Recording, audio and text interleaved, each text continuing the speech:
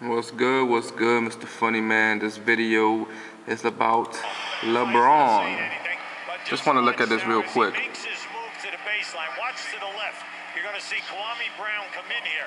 All right, right. Give me that. Okay. Give me that. Now you can see he Wow. flips back, but there was contact. Now, Forced him right. just wanted to show that real quick. You know, because people have been talking about LeBron lately, El Presidor, and all this. Say he could play all positions, and you know, right there, that didn't look like a point guard to me. All right, I never seen a point guard basically post up the whole way down the court, and Kobe just straight up just took the ball. All right, that's another thing LeBron needs, some defense, which he really doesn't have. So anyway, what I want to talk about, this video is about LeBron. People, I think they falling for the hype. Now, he made a video the other day, you know, and it's not just El Presidor. It's a lot of people. I've been hearing this a lot lately about LeBron's body and his muscles, you know, and he's so big, and you know, basically El Presidor was trying, and this other guy on YouTube who's basically saying he don't care about stats. He sees Jordan play and he sees LeBron play, and LeBron has more muscles and he's more bigger. And El Presidor is saying, you know, he's a beast because he could run in the lane and just body through everyone. First of all, when did this become a bodybuilding contest? Is this a bodybuilding contest or is this the NBA? You know, because not for nothing, I mean, are we watching the game or watching his body? Are y'all counting his six packs? Are y'all counting his biceps? I mean, you can't base someone's game just because, all right, fine, he's big, he's strong. That has nothing to do with, I mean, it has a lot to do with playing the game and using your body, but don't just use that as like the main excuse, you know, that he's number one right now. Because if it was about that, then, you know, what, Arnold Schwarzenegger 20 years ago would have been the best in the NBA? He's huge. He was Diesel. Can you imagine that? Arnold Schwarzenegger playing in the NBA? You know? Wouldn't that be funny? So come on, I mean, seriously.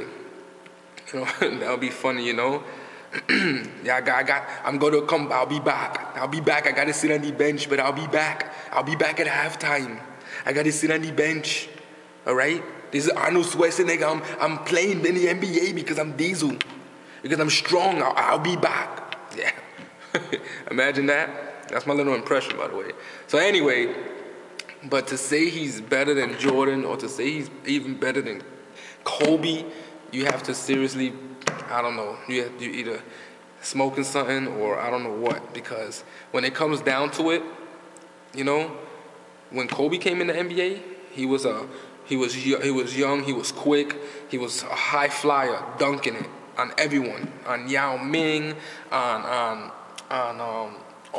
any center you could think of, Mutombo, you know, Greg Ostertag, I remember, just dunking on whoever. It didn't matter, but you know what? As time goes by, you can't dunk anymore. You can't just base your whole game on running in the lane and dunking because everyone gets older and your legs start to wear off on you. And you know what? You need to develop a jump shot. And that is something that Michael Jordan was a high flyer when he came in the game. You know, he dunked on everyone, but he developed a jump shot. Kobe developed a jump shot. LeBron James, he doesn't have a consistent jumper yet. All right. And when it comes down to it, if you want to say LeBron is the greatest, so out of LeBron, Kobe, and Jordan, who would you give the last shot to in the end of a game with 2 seconds left? You could argue with Kobe and Jordan because they both proved time and time again that they clutch. But what has LeBron proved? That's what it comes down to, basically. Because if you're down by 3 with 2 seconds left, what are you going to do, dunk from the three-point line? I don't even think that will count as 3 points. So there's nothing you could do, all right? It comes down to your skill. Can you shoot the ball? That's what it comes down to because when everyone gets old, they're not going to be the same. They're not going to be dunking. They're not going to be running in the lane the same way. Look at Shaq. Shaq in his young days was dominant, all right? Nobody could stop. No center could stop him, all right?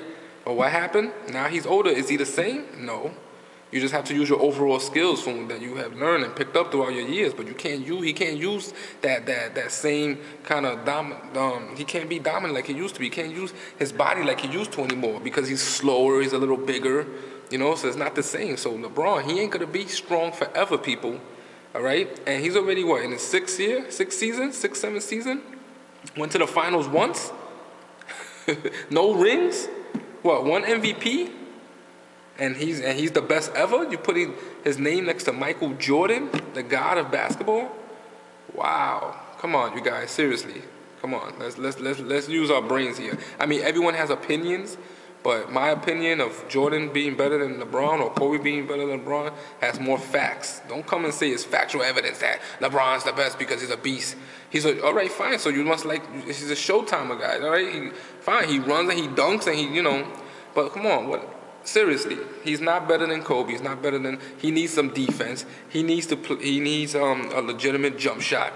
All right. He doesn't. I don't want to hear that he could play all 5 positions because, as I just showed you right there, I never seen a point guard look like that. That basically, was hiding the ball the whole time. I mean, I know you got to protect the ball, but seriously, if you're a point guard, or you're a true point guard, you could get out of those type of situations because you got to have ball handling skills. And basically, Kobe just owned him right there.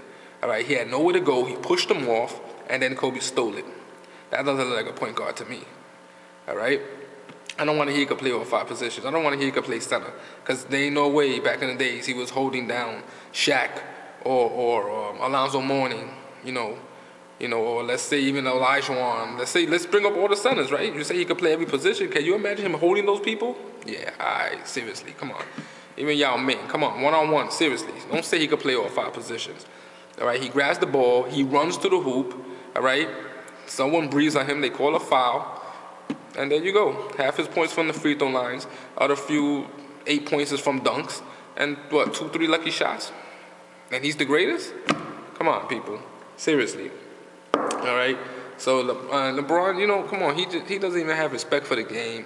This dude is always dancing on the court. He was dancing the other game because he was beating the Bulls. So he starts dancing and acting a fool because you're beating the Chicago Bulls. Are you serious? At a regular season game?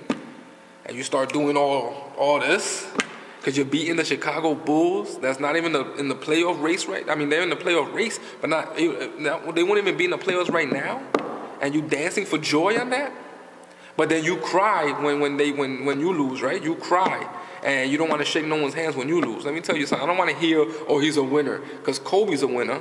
All right? And he still went and shook Garnett's hand when he lost against the Celtics, all right, 2 seasons ago. All right? He went with the ribbons.